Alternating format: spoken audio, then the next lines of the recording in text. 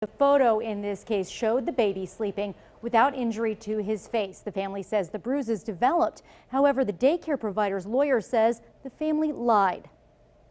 She said in Johnson County Court, former daycare provider Catherine Conan and Shawnee mom, Sarah Braun. I was absolutely devastated. In June of 2019, the Braun family says their then 6-month-old Glenn Braun was abused by Conan. Children's Mercy doctors say someone hit the boy in the face with a hand more than once. A twist in the case came March 28th. A photo surfaced of baby Glenn after he was picked up from daycare. Conan's lawyers say it shows the boy was not abused in her care. The Johnson County District Attorney dropped the aggravated battery and great bodily harm charge against Conan.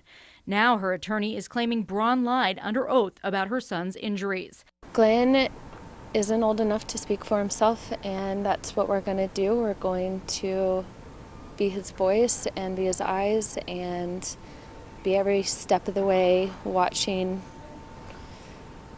her be accountable, held accountable. In court documents filed in November of 2021, testimony from Children's Mercy doctors say vomiting was the first sign of brain damage. And the daycare lady was holding Glenn, and my son had puke all over him, and she said, "He's been throwing up." The doctor said in a deposition the vomiting Glenn was experiencing before he left his daycare provider could be a sign of brain trauma.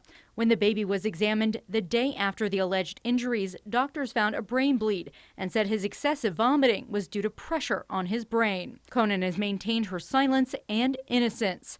Her lawyers claim the baby may have fallen on a playhouse or been hurt by another child at the now closed daycare. The head CT showed that he had a brain bleed. From there, they told us there were signs of abuse.